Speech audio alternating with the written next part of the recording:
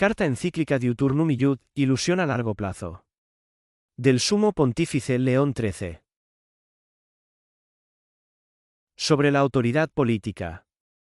1. La prolongada y terrible guerra declarada contra la autoridad divina de la Iglesia ha llegado a donde tenía que llegar, a poner en peligro universal la sociedad humana, en especial, la autoridad política, en la cual estriba fundamentalmente la salud pública. Hecho que vemos verificado sobre todo en este nuestro tiempo. Las pasiones desordenadas del pueblo rehúsan, hoy más que nunca, todo vínculo de gobierno.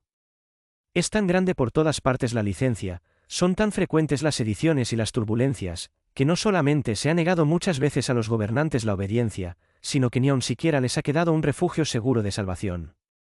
Se ha procurado durante mucho tiempo que los gobernantes caigan en el desprecio y odio de las muchedumbres, y, al aparecer las llamas de la envidia preconcebida, en un pequeño intervalo de tiempo la vida de los príncipes más poderosos ha sido buscada muchas veces hasta la muerte con asechanzas ocultas o con manifiestos atentados. Toda Europa ha quedado horrorizada hace muy poco al conocer el nefando asesinato de un poderoso emperador.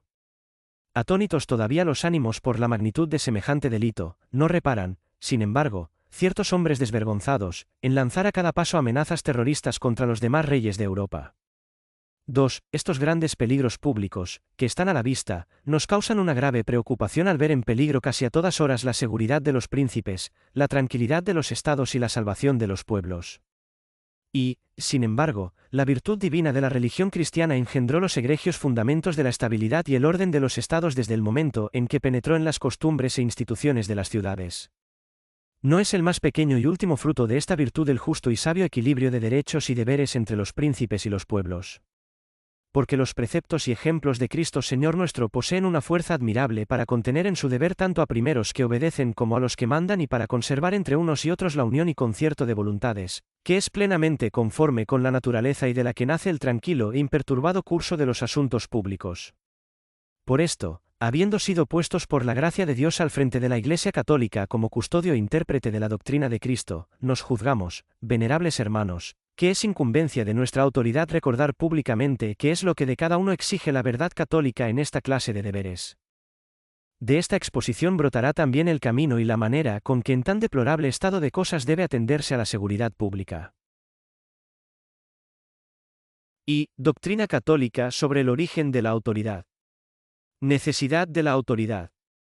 3. Aunque el hombre, arrastrado por un arrogante espíritu de rebelión, intenta muchas veces sacudir los frenos de la autoridad, sin embargo, nunca ha podido lograr la liberación de toda obediencia.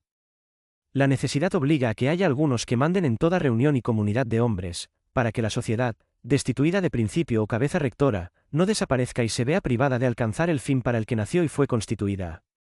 Pero si bien no ha podido lograrse la destrucción total de la autoridad política en los estados, se ha querido, sin embargo, emplear todas las artes y medios posibles para debilitar su fuerza y disminuir su majestad. Esto sucedió principalmente en el siglo XVI, cuando una perniciosa novedad de opiniones sedujo a muchos. A partir de aquel tiempo, la sociedad pretendió no solo que se le diese una libertad más amplia de lo justo, sino que también quiso modelar a su arbitrio el origen y la constitución de la sociedad civil de los hombres. Pero hay más todavía. Muchos de nuestros contemporáneos, siguiendo las huellas de aquellos que en el siglo pasado se dieron a sí mismos el nombre de filósofos, afirman que todo poder viene del pueblo. Por lo cual, los que ejercen el poder no lo ejercen como cosa propia, sino como mandato o delegación del pueblo, y de tal manera, que tiene rango de ley la afirmación de que la misma voluntad popular que entregó el poder puede revocarlo a su antojo. Muy diferente es en este punto la doctrina católica, que pone en Dios, como un principio natural y necesario, el origen del poder político. 4. Es importante advertir en este punto que los que han de gobernar los estados pueden ser elegidos, en determinadas circunstancias, por la voluntad y juicio de la multitud, sin que la doctrina católica se oponga o contradiga esta elección. Con esta elección se designa el gobernante, pero no se confieren los derechos del poder. Ni se entrega el poder como un mandato, sino que se establece la persona que lo ha de ejercer. No se trata en esta encíclica de las diferentes formas de gobierno. No hay razón para que la Iglesia desapruebe el gobierno de un solo hombre o de muchos, con tal que ese gobierno sea justo y atienda a la común utilidad. Por lo cual, salvada la justicia, no está prohibida a los pueblos la adopción de aquel sistema de gobierno que sea más apto y conveniente a su manera de ser o a las instituciones y costumbres de sus mayores. El poder viene de Dios. 5. Pero en lo tocante al origen del poder político, la Iglesia enseña rectamente que el poder viene de Dios. Así lo encuentra la Iglesia claramente atestiguado en las Sagradas Escrituras y en los monumentos de la antigüedad cristiana. Pero, además, no puede pensarse doctrina alguna que sea más conveniente a la razón o más conforme al bien de los gobernantes y de los pueblos. 6. Los libros del Antiguo Testamento afirman claramente en muchos lugares que la fuente verdadera de la autoridad humana está en Dios: por mí reinan los reyes, por mí mandan los príncipes, y gobiernan los poderosos de la tierra. Y en otra parte, escuchad vosotros, los que imperáis sobre las naciones, porque el poder os fue dado por Dios y la soberanía por el Altísimo. Lo cual se contiene también en el libro del Eclesiástico: Dios dio a cada nación un jefe. Sin embargo, los hombres que habían recibido estas enseñanzas del mismo Dios fueron olvidándolas paulatinamente a causa del paganismo supersticioso, el cual, así como corrompió muchas nociones e ideas de la realidad, así también adulteró la genuina idea y la hermosura de la autoridad política. Más adelante, cuando brilló la luz del Evangelio cristiano, la vanidad cedió su puesto a la verdad, y de nuevo empezó a verse claro el principio noble y divino del que proviene toda autoridad. Cristo nuestro Señor respondió al presidente romano, que se arrogaba la potestad de absolverlo y condenarlo: no tendrías ningún poder sobre mí si no te hubiera sido dado de lo alto.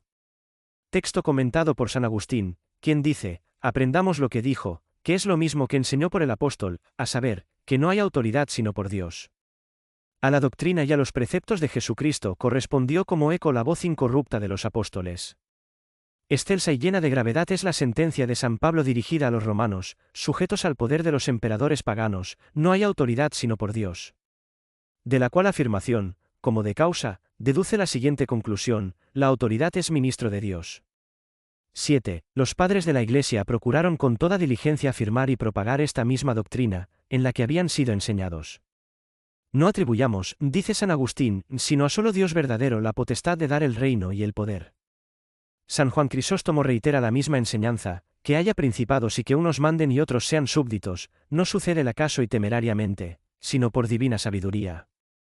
Lo mismo atestiguó San Gregorio Magno con estas palabras: confesamos que el poder les viene del cielo a los emperadores y reyes. Los mismos santos doctores procuraron también ilustrar estos mismos preceptos aun con la sola luz natural de la razón, de forma que deben parecer rectos y verdaderos incluso a los que no tienen otro guía que la razón. En efecto, es la naturaleza misma, con mayor exactitud Dios, autor de la naturaleza, quien manda que los hombres vivan en sociedad civil. Demuestran claramente esta afirmación la facultad de hablar, máxima fomentadora de la sociedad, un buen número de tendencias innatas del alma, y también muchas cosas necesarias y de gran importancia que los hombres aislados no pueden conseguir y que unidos y asociados unos con otros pueden alcanzar. Ahora bien, no puede ni existir ni concebirse una sociedad en la que no haya alguien que rija y una las voluntades de cada individuo, para que de muchos se haga una unidad y las impulse dentro de un recto orden hacia el bien común. Dios ha querido, por tanto, que en la sociedad civil haya quienes gobiernen a la multitud. Existe otro argumento muy poderoso. Los gobernantes, con cuya autoridad es administrada la República, deben obligar a los ciudadanos a la obediencia, de tal manera que el no obedecerles constituya un pecado manifiesto. Pero ningún hombre tiene en sí mismo o por sí mismo el derecho de sujetar la voluntad libre de los demás con los vínculos de este imperio. Dios, creador y gobernador de todas las cosas, es el único que tiene este poder. Y los que ejercen ese poder deben ejercerlo necesariamente como comunicado por Dios a ellos: uno solo es el legislador y el juez, que puede salvar y perder. Lo cual se ve también en toda clase de poder. Que la potestad que tienen los sacerdotes dimana de Dios es verdad tan conocida, que en todos los pueblos los sacerdotes son considerados y llamados ministros de Dios. De modo parecido, la potestad de los padres de familia tiene grabada en sí cierta efigie y forma de la autoridad que hay en Dios, de quien procede toda familia en los cielos y en la tierra. Por esto las diversas especies de poder tienen entre sí maravillosas semejanzas, ya que toda autoridad y poder, sean los que sean, derivan su origen de un solo e idéntico Creador y Señor del mundo, que es Dios. 8. Los que pretenden colocar el origen de la sociedad civil en el libre consentimiento de los hombres, poniendo en esta fuente el principio de toda autoridad política, afirman que cada hombre cedió algo de su propio derecho y que voluntariamente se entregó al poder de aquel a quien había correspondido la suma total de aquellos derechos. Pero hay aquí un gran error, que consiste en no ver lo evidente. Los hombres no constituyen una especie solitaria y errante. Los hombres gozan de libre voluntad, pero han nacido para formar una comunidad natural. Además, el pacto que predican es claramente una ficción inventada y no sirve para dar a la autoridad política la fuerza, la dignidad y la firmeza que requieren la defensa de la República y la utilidad común de los ciudadanos. La autoridad solo tendrá esta majestad y fundamento universal si se reconoce que proviene de Dios como de fuente augusta y santísima. 2. Utilidad de la doctrina católica acerca de la autoridad. La concepción cristiana del poder político. 9. Es imposible encontrar una enseñanza más verdadera y más útil que la expuesta. Porque si el poder político de los gobernantes es una participación del poder divino, el poder político alcanza por esta misma razón una dignidad mayor que la meramente humana. No precisamente la impía y absurda dignidad pretendida por los emperadores paganos, que exigían algunas veces honores divinos, sino la dignidad verdadera y sólida, la que es recibida por un especial don de Dios. Pero además los gobernados deberán obedecer a los gobernantes como a Dios mismo, no por el temor del castigo, sino por el respeto a la majestad, no con un sentimiento de servidumbre, sino como deber de conciencia. Por lo cual, la autoridad se mantendrá en su verdadero lugar con mucha mayor firmeza. Pues, experimentando los ciudadanos la fuerza de este deber, huirán necesariamente de la maldad y la contumacia, ya que deben estar persuadidos de que los que resisten al poder político resisten a la divina voluntad, y que los que rehúsan honrar a los gobernantes rehúsan honrar al mismo Dios. 10. De acuerdo con esta doctrina, instruyó el apóstol San Pablo particularmente a los romanos. Escribió a estos acerca de la reverencia que se debe a los supremos gobernantes, con tan gran autoridad y peso, que no parece pueda darse una orden con mayor severidad, todos habéis de estar sometidos a las autoridades superiores. Que no hay autoridad sino por Dios, y las que hay, por Dios han sido ordenadas, de suerte que quien resiste a la autoridad resiste a la disposición de Dios, y los que la resisten atraen sobre sí la condenación. Es preciso someterse no solo por temor del castigo, sino por conciencia. Y en esta misma línea se mueve la noble sentencia de San Pedro, príncipe de los apóstoles: por amor del Señor estad sujetos a toda autoridad humana, constituida entre vosotros, ya al emperador, como soberano, ya a los gobernadores, como delegados suyos, para castigo de los malhechores y elogio de los buenos. Tal es la voluntad de Dios. 11. Una sola causa tienen los hombres para no obedecer, cuando se les exige algo que repugna abiertamente al derecho natural o al derecho divino. Todas las cosas en las que la ley natural o la voluntad de Dios resultan violadas no pueden ser mandadas ni ejecutadas. Sí, pues, sucede que el hombre se ve obligado a hacer una de dos cosas, o despreciar los mandatos de Dios, o despreciar la orden de los príncipes. Hay que obedecer a Jesucristo, que manda dar al César lo que es del César y a Dios lo que es de Dios. A ejemplo de los apóstoles, hay que responder animosamente: es necesario obedecer a Dios antes que a los hombres.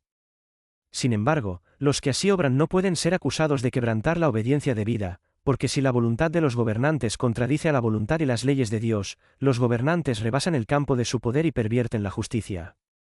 Ni en este caso puede valer su autoridad, porque esta autoridad, sin la justicia, es nula. 12. Pero para que la justicia sea mantenida en el ejercicio del poder, interesa sobremanera que quienes gobiernan los estados entiendan que el poder político no ha sido dado para el provecho de un particular y que el gobierno de la República no puede ser ejercido para utilidad de aquellos a quienes ha sido encomendado, sino para bien de los súbditos que les han sido confiados. Tomen los príncipes ejemplo de Dios óptimo máximo, de quien les ha venido la autoridad. Propónganse la imagen de Dios en la administración de la República, gobiernen al pueblo con equidad y fidelidad y mezclen la caridad paterna con la severidad necesaria. Por esta causa las sagradas letras avisan a los príncipes que ellos también tienen que dar cuenta algún día al Rey de los Reyes y Señor de los Señores. Si abandonan su deber, no podrán evitar en modo alguno la severidad de Dios. Porque, siendo ministros de su reino, no juzgasteis rectamente. Terrible y repentina vendrá sobre vosotros, porque de los que mandan se ha de hacer severo juicio. El Señor de todos no teme de nadie ni respetará la grandeza de ninguno, porque él ha hecho al pequeño y al grande igualmente cuida de todos, pero a los poderosos amenaza poderosa inquisición. 13. Con estos preceptos que aseguran la República se quita toda ocasión y aun todo deseo de sediciones. Y quedan consolidados en lo sucesivo, al honor y la seguridad de los príncipes, la tranquilidad y la seguridad de los estados. Queda también salvada la dignidad de los ciudadanos, a los cuales se les concede conservar, en su misma obediencia, el decoro adecuado a la excelencia del hombre. Saben muy bien que a los ojos de Dios no hay siervo ni libre, que hay un solo Señor de todos, rico para todos los que lo invocan, y que ellos están sujetos y obedecen a los príncipes, Porque estos son en cierto modo una imagen de Dios, a quien servir es reinar.